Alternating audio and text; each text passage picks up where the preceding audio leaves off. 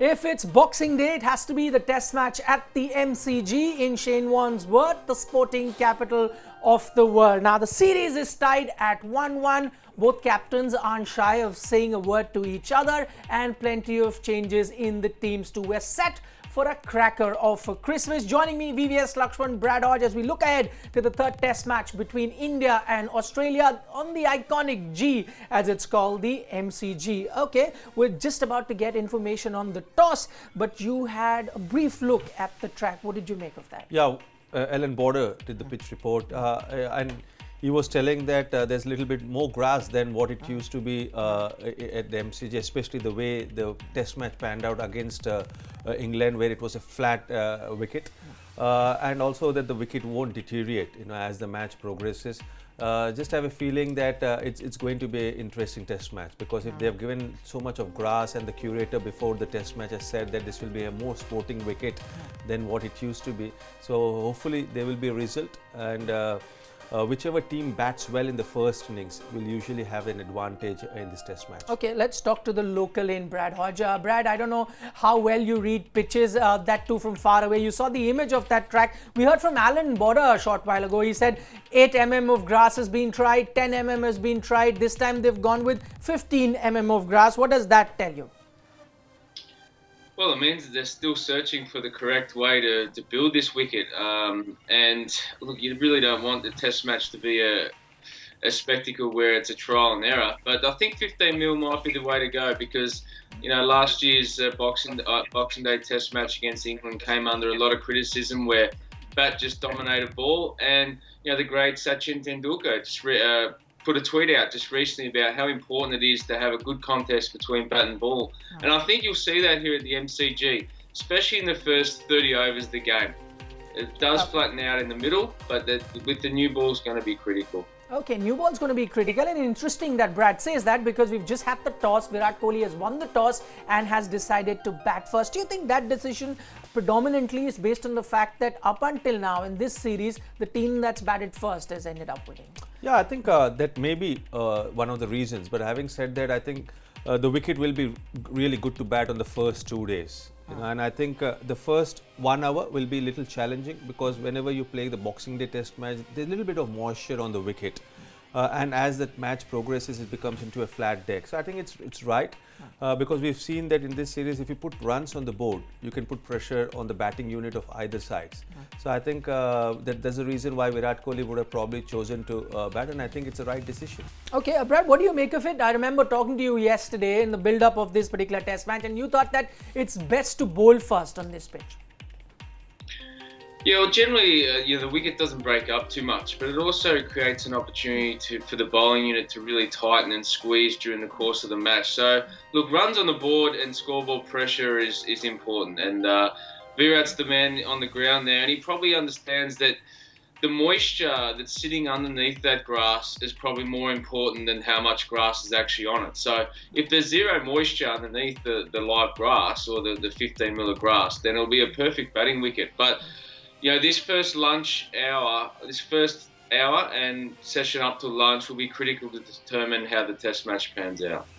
The reason that some may find this decision surprising is the fact that India aren't going with their regular openers. You've got one debutant and one a makeshift opener, and yet Virat decides to put them into bat first with moisture in the track. Yeah, just a little bit of moisture, but also you have to keep in mind the fourth innings of the test match, and just the scoreboard pressure hasn't been taken well by both the sides. So I think what Virat Kohli will be looking is the bowling unit is a formidable settled unit, and if they can post a healthy total in the first innings, they can always put pressure on the Australian batsmen. But I think I'm really surprised with the opening combination. We've spoken so much about the importance of opening batsmen in overseas tours, and also especially on this tour, where Australia have got 3 quality fast bowlers, and the importance of playing off or seeing off the new ball, so that the middle order batsmen can come and play their style of cricket. So a little surprised with the opening combination, while Mayank Agarwal would have been an automatic choice, especially keeping in mind that Prithvi Shaw is out of the series, and KL Rahul has been struggling with his confidence level. I just felt that Murali Vijay showed a glimpse of what Murali Vijay can do.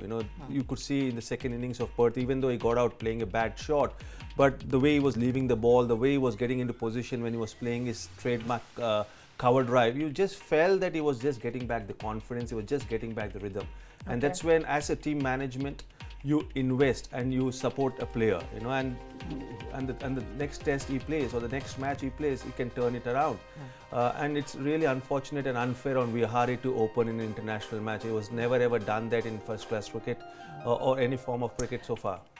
Okay, you talk about first class cricket. I mean, he's played plenty of games in first class cricket, and 3 games is what I'm told that is the time that he's opened. In fact, he managed to get a century as well, opening the innings. But VVS, just taking in from there, there's a huge difference when you move from first class cricket and then to international cricket. There we've got the numbers for you, and predominantly, as you can see, 64 innings is at number 3, opened thrice, has a very impressive average of 132, but there's a stark difference, right, between first class cricket and there is a stark difference, there's no doubt about that. And my question is, why should he open when there are other players, or especially someone like Murali Vijay, who's got the experience, and this is the 3rd test match of the series. It's not like this last test match of the series. So in effect, what are you doing, or what's the message you're communicating to KL Rahul and Murali Vijay is they're out of the series at the moment. They're not going to play the SCG test match because they're not playing the 3rd test match. So, and it's really unfortunate. See, when you're opening in first class cricket, or when you're opening in T20 or in ODIs or in limited overs format, I think the mindset is totally different. When you're opening in test match cricket against a formidable fast bowling lineup, I think it's going to be a challenge. And credit to Vihari, what we have seen in the 2 test matches so far at Howell and Perth, 2 tough wickets, 2 challenging circumstances. When he went out to bat, he showed that grit, he showed the temperament, and he also showed that fight in him. But having said that, it's unfair on a youngster who is just playing his 3rd test match to push him in a position which he's not familiar with. Okay, just getting a clue from what you said Murali Vijay probably would have continued. If that was the case, what is the team that you would gone with? You would have Vihari bat lower down, and maybe then Rohit Sharma goes out of the 11. Yeah, absolutely. I would have Vihari bat at number 6 because he showed a lot of fight. And more importantly, a number 6 position is also for someone who's got the technique, because he's going to play the second new ball. So when he has showed that glimpse on a wicket like we saw at Perth, I would have definitely invested in Vihari at number 6, and my opening pair would have been Mayank Agarwal and Murali Vijay. Because I say by personal experience, like the first 2 test matches in Australia 99-2000, I showed glimpse of batting well, scoring runs, but I was not able to translate that into big performance. I got an opportunity to bat in the 3rd test match, and I got my first 100. So I think it's very important to see how a batsman is shaping up, and that's where I felt that Murali Vijay was showing that glimpse of finding his rhythm, and he would have played one more match, he would have probably got runs, and then ended up scoring runs at MCG or maybe even at SCG. So it's really unfortunate when you have a opener who's an established opener. Yes, he's gone through a lean patch, but that's when you have to invest and show faith in your opener. It's not just about 2 test matches when you give him an opportunity and then you drop him. Okay, Brad, I'll come to you. Let's just assume, and I give this benefit of doubt to the team management, all the selectors, the Indian selectors, that probably they dropped Murali Vijay because of lack of form. And let's say they had to play the 11 that they are. Would you then rather have someone like Rohit Sharma, Pujara, or even Rahane to be that makeshift opener, considering their spots in the test team is almost certain, rather than having a youngster who's just finding his feet in international cricket like a Hanuma Vihari? Yeah, look, it's a tough call on the young boy, but they've obviously got the backing of him to do the job. But it's very hard for a middle order player, even though he scored those runs batting opening in the Ranji Trophy once or twice. But this is a very different prospect. I think traditional openers are very important, and they're there to obviously establish a platform so your middle order can play their shots and dominate. And I'm a little bit with VVS there, where I'd rather have an experienced campaigner just to know that when I go out there, I know exactly what I'm going to get. I'm not saying that Vihari won't make any runs. I think he looks great at the crease and he's performed well. But we've seen Aaron Finch, where he's not a traditional opener and he's been vulnerable to the new ball, where Marcus Harris at the crease for Australia has looked very compact. He looks like an opener. So you can sort of clearly see the differences. So that'll be a good one to watch today with Mayank, who's a clear opener, and Vihari, who's filling a void. Okay, we heard MSK Prasad come out and say after the decision was made to open with Hanuma Vihari that we know this is not a permanent solution, this is a makeshift solution. In case he doesn't do well, we'll bring him back into the middle order. But in reality, does it really happen? Because, you know, you get to play as an opener. Firstly, if you don't succeed, your confidence will take a beating. The other thing is it shows in your averages. And later when we sit and dissect a player's average, we take a look at, oh, he's not doing well. No one really remembers that he was pushed to open at that time. Yeah, absolutely. You're talking to a person who did that for Team India, you know, and the moment I didn't get runs in a couple of matches has to be branded as a non-regular opener. So it's interesting, and we have to just wait and see whether he'll get the backing of the selection committee and the team management. But it's very unfortunate. It's not required when you got two experienced openers. Yes, KL Rahul is out of form, he's low in confidence, but you have to trust your other opener, which is Vijay. And it's unfortunate when you have two experienced opener in your squad and you're going with a player who just opened 3 times in first class cricket and never ever have done that at international level, and is someone who's just playing his 3rd test match. You mentioned about Pujara, you mentioned about Ajinkya Rahane, they're more experienced, you know, and they've done that in the past where they've opened. Pujara has opened, got a brilliant 100 at SSE in Sri Lanka. But to solve the problem, you can't create another problem, and that's a big issue for me.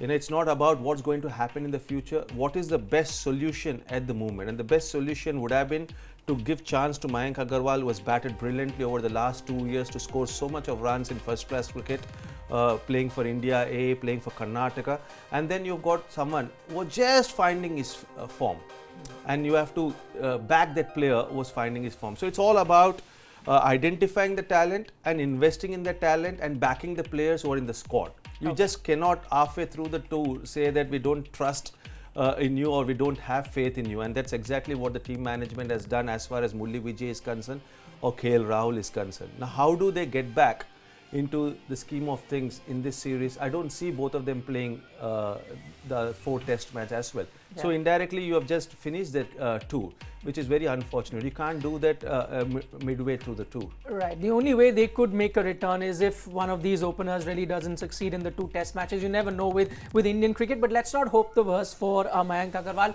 who's going to be making his debut. He's scored plenty of runs in first class cricket, and we've got his record here in the last 2 seasons. Look at that, 15 matches. He's got a triple 100 there as well, averaging 68.90. Brad, let me take that to you. Looking forward to seeing him bat. I mean, as must be so many other Indian fans. He was selected for the West Indies tour, never got a chance. Now Prithvi Shaw gets injured and the man gets his opportunity.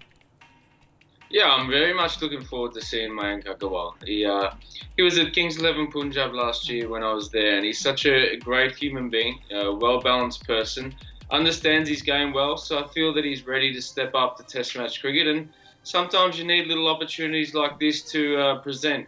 And, what a marvellous opportunity it is with, Prithvi Shaw ruled out injured, who he probably wouldn't have got this opportunity if that happened. So I think it's testament to his abilities and what he's done in the past for Karnataka and India A. So just the amount of runs has forced his way into the side, and I think he'll do pretty well. He'll be nervous. He's a nervous kid, but and why wouldn't you be walking out in front of 75,000 Australians at the MCG? All right. Interesting. Brad talks about Kings 11 Punjab. For most Indian fans, Mayank Agarwal meant the IPL. They've seen him play some really quick knocks right on the top.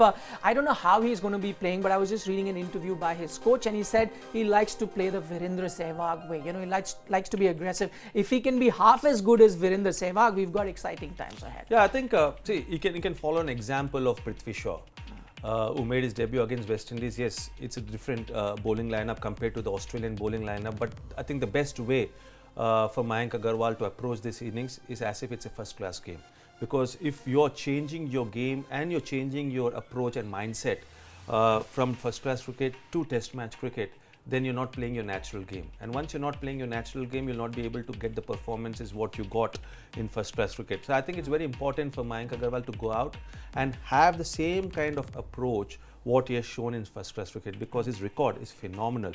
Over the last 2 years, the amount of success he had and the consistency he showed, not only in scoring hundreds, but big hundreds, double hundreds.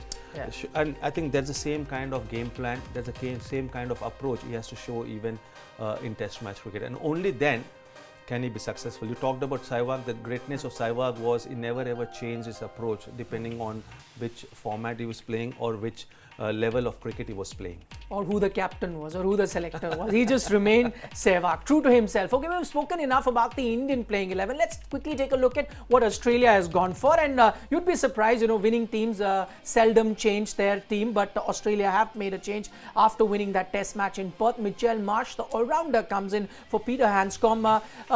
Brad, I'll come to you. What do you make of this particular change? Mitchell Marsh, is he more of an all-rounder here, or do you think he's playing like a batsman?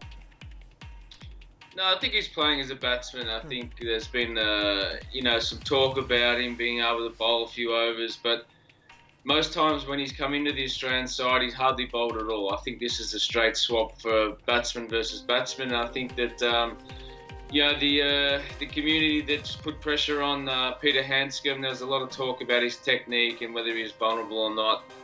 Mitchell Marsh has been around the group for a period of time, and I think that this is an opportunity for him to come in and maybe support with the ball, but probably more give, some power and stability down there at the back end of number 6. Interesting that they've gone with all-rounder Australia at the moment. India haven't. Do you think they could have missed a trick? Because usually up until now in the 2 Test matches, Australia have read the conditions rather well. They've got the playing 11 right. This time they've gone with an all-rounder. Probably an indication if that'd be the right thing to do. I think more than the all-rounder, I think the way Anscombe has played in both the Test matches, there was clear lack of his technique against quality fast bowlers like what India has. And I think Mitchell Marsh has shown glimpses of finding form in the nets, because he didn't do well when Australia toured overseas, especially when they played against Pakistan. So I think it's more to do with his batting skills than probably bowling skills. I think Anscombe has been found wanting as far as his technique is concerned at this level. Okay. Hardik Pandya, you wouldn't have been tempted. Again, I think because he was just flown in and everyone thought, which again was a surprise. If suppose Hardik, yes, he did well against Mumbai in that only Ranji Trophy match he has played, but I think it was too early for him to go to Australia because, especially as an all-rounder, there is a lot of workload on a player like Hardik because he contributes with the bat, he contributes with the ball, and if he would have played probably a couple more matches and then flown in, I think that would have given the team management also the confidence that we can invest in someone who's completely recovered. So I just feel that he should have played a couple of more Ranji Trophy matches before joining the squad in Australia. All right, it's 4:45 early in the morning. We were wondering who would be watching us, but we're getting plenty of questions coming in from viewers, and I'll throw some of those questions to our experts. We've got Jiten asking, big call from Kohli to bat first given the 15 mm of grass on the wicket. It is a positive move, but India need to ensure they do not lose many wickets in the first session. It's essentially a comment. Brad, I'll get your thoughts on this. Yeah, well, it is a positive move, and time will find out.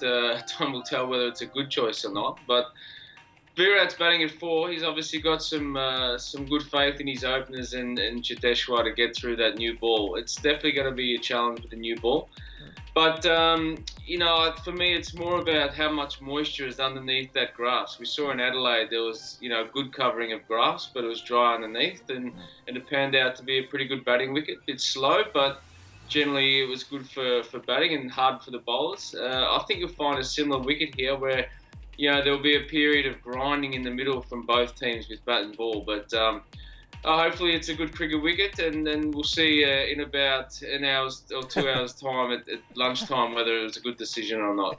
All right, we'll wait and watch for that.